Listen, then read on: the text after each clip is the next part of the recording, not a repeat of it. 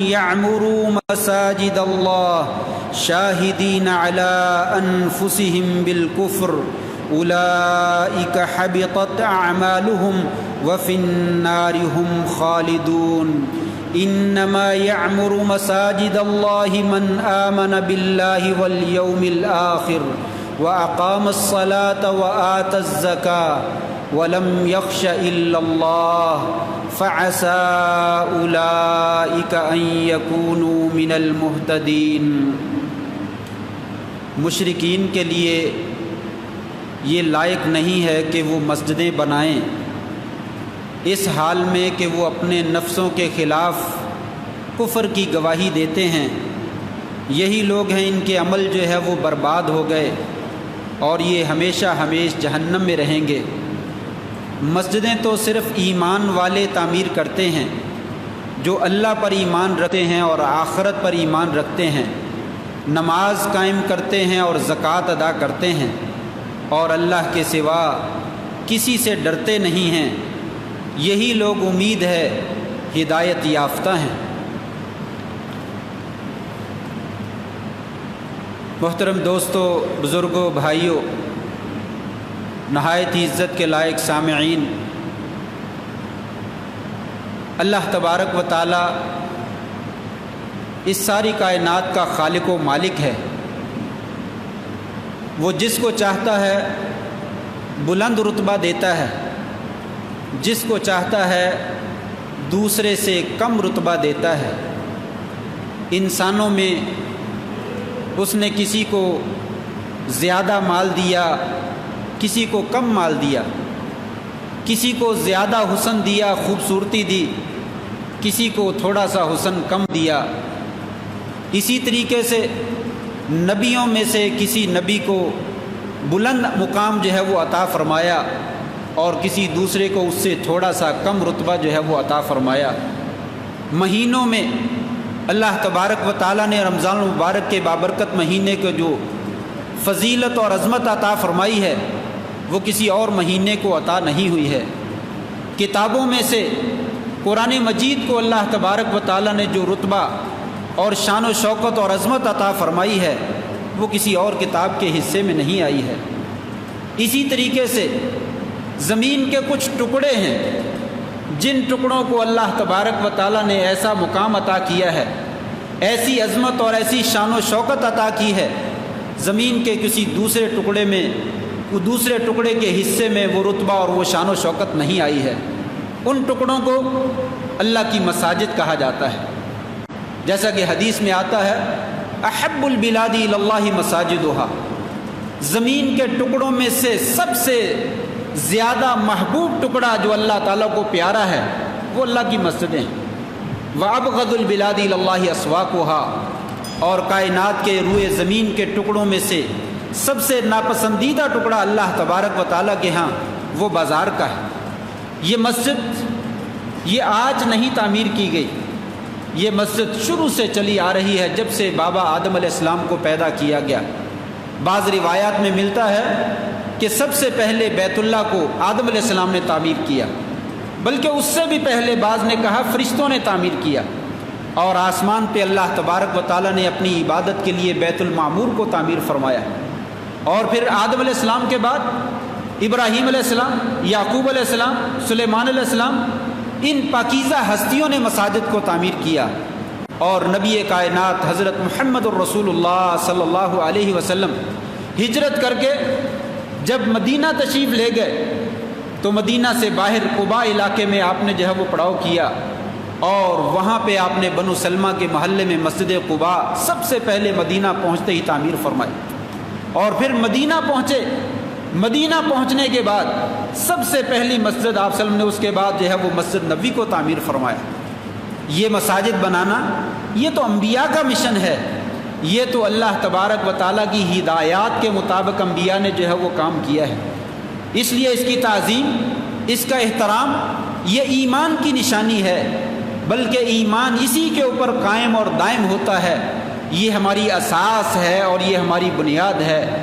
اگر کسی کے دل میں مسجد کے ساتھ تعلق نہیں ہے، مسجد کے ساتھ ربط نہیں ہے، مسجد کا اس کے دل میں احترام نہیں ہے، وہ مسجد کی تعظیم نہیں کرتا ہے، ایسے بندے کا ایمان کے ساتھ جو ہے وہ کوئی تعلق نہیں ہے۔ نبی کریم صلی اللہ علیہ وسلم نے مسجد نبوی کو تعمیر فرمایا۔ یہ مسجد اللہ تبارک و تعالیٰ کی عبادت گاہ ہے، یہاں پہ نماز پڑھی جاتی ہے، اللہ کا ذکر کیا جاتا ہے، قرآن مجید کی تلاوت کی جاتی ہے، یہاں پہ دعائیں کی جاتی ہیں، یہاں پہ سکینت نازل ہوتی ہے، آسمان کے فرشتے نازل ہوتے ہیں، اللہ تبارک و تعالیٰ کی پاکیزہ محفلوں کو اپنے گھیرے میں لے لیتے ہیں۔ یہ مسجد صرف انہی کاموں کے لیے نہیں، بلکہ نبی کریم صلی اللہ علیہ وسلم اپنی اس مسجد کو کمرہ عدالت کے طور پر بھی استعمال کرتے تھے۔ یہاں پہ بڑے بڑے فیصلے کیے جاتے تھے۔ آپ صلی اللہ علیہ وسلم کے زمانہ میں یہ مسجد، یہ تو قومی اسمبلی کا، پارلیمنٹ کا وہ مقام تھا جہاں پہ قومی اسمبلی کے اور پارلیمنٹ کے سب سے بہترین اجلاس ہوا کرتے تھے۔ آپ اسلام کے، مسلمانوں کے تاریخ کے اہم فیصلے اسی مسجد کے اندر بیٹھ کر اپنے وزیروں مشیروں کے ساتھ جو ہے وہ کیا کرتے تھے۔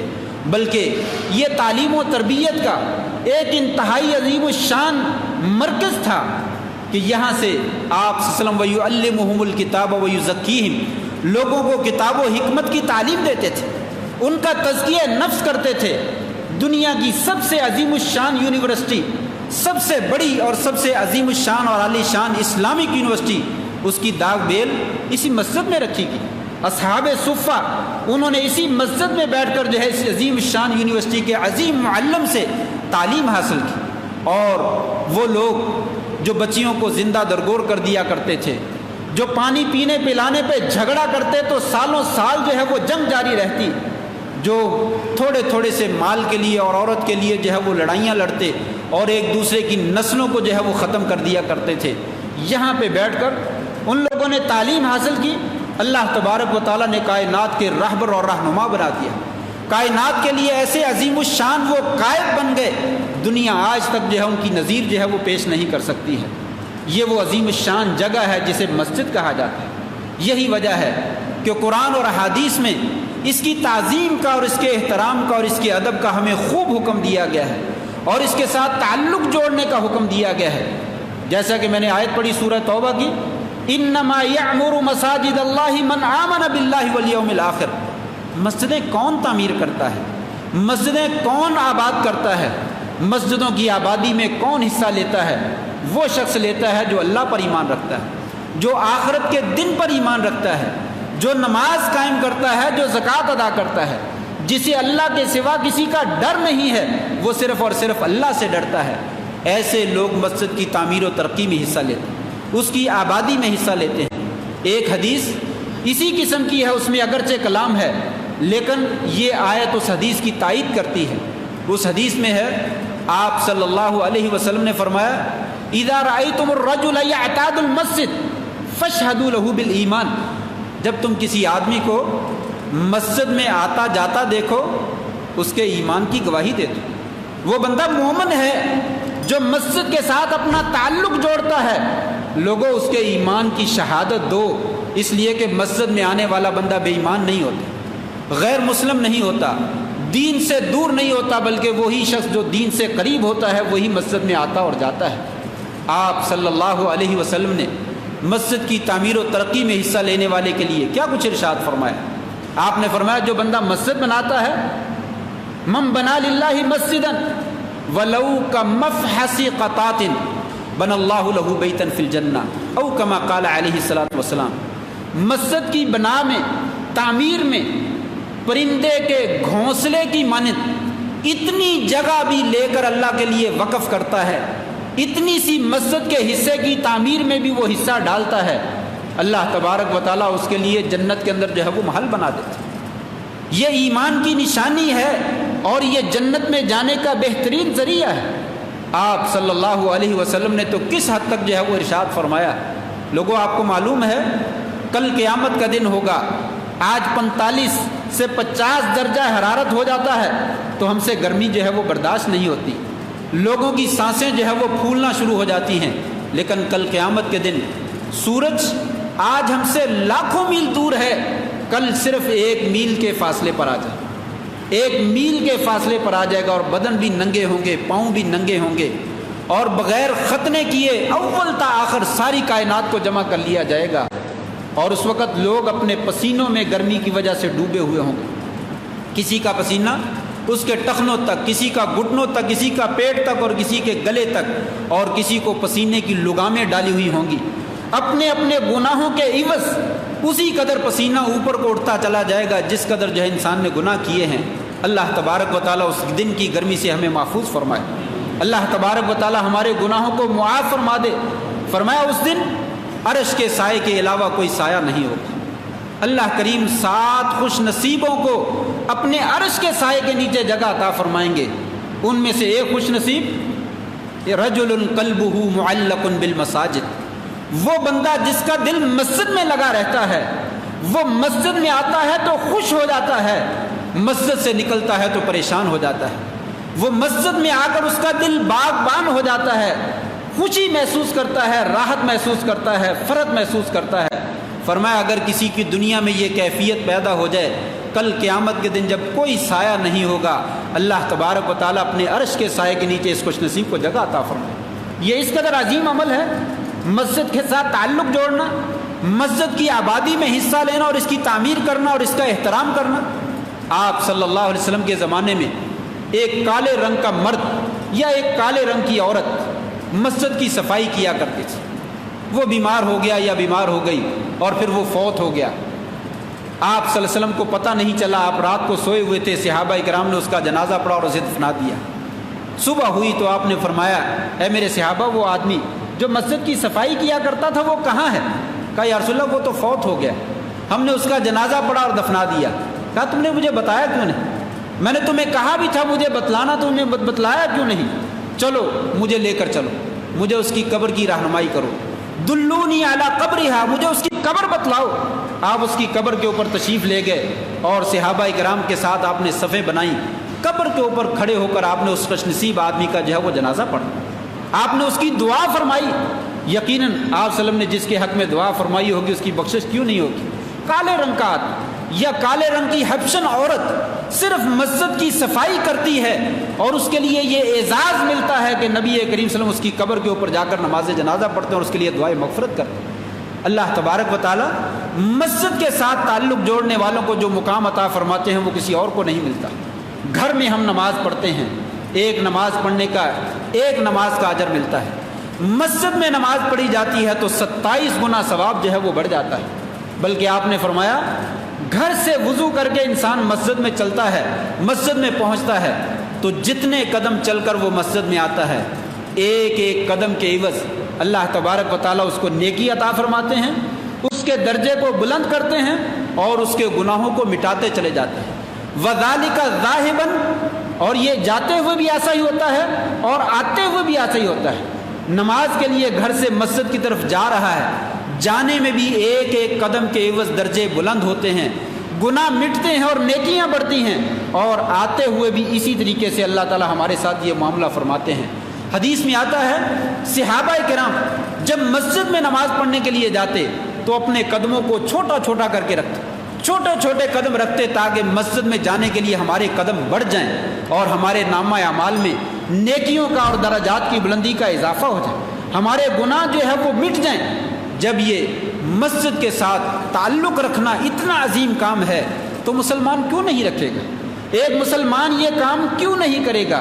ایک حدیث میں تو یہاں تک آتا ہے، آپ صلی اللہ علیہ وسلم نے ارشاد فرمایا قیامت کا دن ہوگا، اللہ تبارک و تعالیٰ فرمائیں گے اے میرے فرشتوں این جیرانی، این جیرانی، میرے پڑوسی کہاں ہیں؟ میرے پڑوسی کہاں ہیں؟ میرے ہمسائے کہاں ہیں؟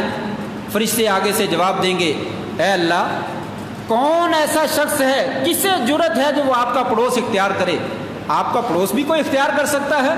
آپ نے فرمایا اللہ تعالیٰ فرمائیں گے ہاں میرا پڑوس بھی اختیار کر سکتا ہے۔ کہا کون؟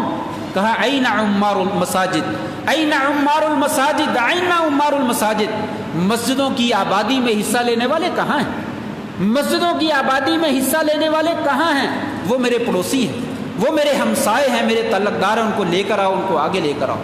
اور آپ صلی اللہ علیہ وسلم نے یہ بھی فرمایا تھا اذا مررتم بروضۃ من ریاض الجنہ فارتعوا فیہا، لوگو دنیا میں رہتے ہوئے جب تم جنت کے باغیچوں میں سے کسی باغیچے سے گزرو تو وہاں سے کچھ کھا پی لیا کرو۔ دنیا میں بھی اللہ نے جنت کے باغیچے رکھے ہیں۔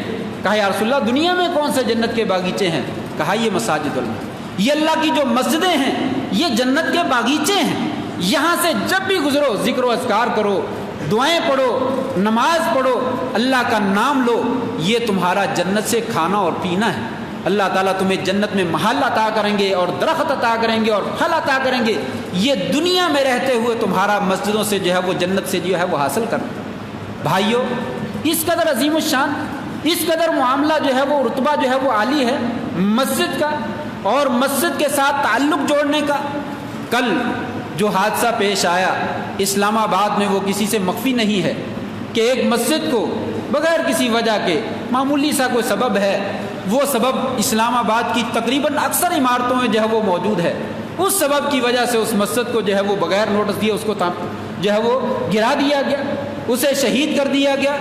ایک اسلامی ریاست میں، ایک ریاست مدینہ کے خواب دیکھنے والی ریاست میں، ریاست مدینہ میں تو آپ صلی اللہ علیہ وسلم مسجدوں کو تعمیر کرتے تھے، آپ نے سب سے پہلا کام وہاں پہ جا کر جو ہے وہ مسجد کو تعمیر کیا ہے اور لوگوں کو اس کی طرف رغبت دلائی ہے، نہ کہ مسجدوں کو گرایا ہے۔ لہٰذا یہ عمل جو کیا گیا ہے کسی بھی صورت میں درست نہیں ہے۔ ہم ایوان بالا میں اپنی حکومت کے بڑے عہدے داروں سے جن کے دل میں ایمان کی رمق موجود ہے ان سے درخواست کرتے ہیں یہ کام کسی بھی صورت میں درست نہیں، اس کا نوٹس لیا جائے، اور احتجاج ریکارڈ کرواتے ہیں کہ یہ کام یقیناً غلط کیا گیا ہے، یہ تو دارالکفر میں نہیں ہونا چاہیے، چاہے جائے کہ اسلامی ریاست میں جو ہوا ہو۔ اور اس کے مقابلے میں اسلام آباد میں ہی اسلامی ریاست میں مندر کی تعمیر کے لیے حکومت کی جانب سے ایک مخصوص بجٹ جو ہے وہ فراہم کیا گیا اور متعین کیا گیا اور اس کی تعمیر کا اعلان کیا گیا، یہ بھی انتہائی قابل افسوس بات ہے۔ اس کے اوپر بھی ہم اپنا احتجاج جو ہے وہ ریکارڈ کرواتے ہیں کہ یہ کام اسلامی ریاست میں نہیں ہوتے۔ غیر مسلموں کے حقوق دینا یہ اسلام دیتا ہے، اسلامی تعلیمات موجود ہیں، مسلمانوں کے بھی حقوق ہیں، غیر مسلموں کے بھی حقوق ہیں، اہل کتاب کے بھی حقوق ہیں، لیکن جو بالکل اسلامی ریاست ہو اور مسلمانوں کا اپنا علاقہ ہو، وہاں پہ اگر کوئی کافر رہتے ہیں، کوئی اہل کتاب رہتے ہیں تو ان کو اجازت دی جاتی ہے اپنے گھروں میں رہتے ہوئے وہ جس طرح کی عبادت کرنا چاہیں کریں، لیکن اپنی کسی عبادت کو، کسی نشانی کو اعلانیہ طور پہ بلند نہیں کر سکتے ہیں۔ چیز ہے کہ اسلامی ریاست کے بڑے لوگ جو ہیں وہ مندروں کے لیے جگہ مخصوص کریں، نئے طور پہ ان کا عبادت خانہ جو ہے وہ بنائیں اور اس کے لیے بجٹ مخصوص کریں، یقیناً اسلام جو ہے وہ اس کی اجازت نہیں دیتا۔ ہم یہ کہیں گے ذرا آپ غور تو کیجئے، آپ اہل علم سے رابطہ تو کیجئے، جو ریاست مدینہ کی تاریخ سے واقف ہیں ان سے ذرا پوچھئے تو صحیح کہ اسلامی مملکت کے کیا احکام ہیں، وہاں پہ کون سے کام کرنے چاہیے اور کون سے نہیں کرنے چاہیے۔ ہمیں امید ہے کہ ہمارے بڑے جو ہے وہ سر جوڑ کر بیٹھیں گے اور اس معاملے کو سنجیدگی سے لیں گے اور دیکھیں گے کہ کون سا کام جو ہے وہ ہونا چاہیے اور کون سا نہیں ہونا چاہیے، جو ہونا ہے اسی کو کیا جائے اور جو نہیں ہونا چاہیے اس سے باز آ جائیں۔ اللہ تبارک و تعالی ہمیں سب کو اپنی مساجد کے ساتھ، اپنی عبادت گاہوں کے ساتھ گہرا دلی تعلق جو ہے وہ قائم رکھنے کی جو ہے وہ توفیق عطا فرمائے۔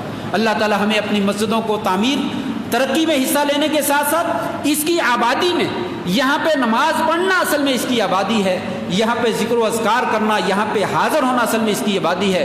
اس آبادی کے اندر اللہ تعالیٰ ہمیں حصہ لینے کی توفیق عطا فرمائے۔ اللہ تعالیٰ ہماری مقدسات کی اور جتنی بھی اسلامی حرمات ہیں اللہ تعالیٰ ان کی جو ہے وہ حفاظت فرمائے۔ وآخر دعوانا ان الحمد للہ رب العالمین۔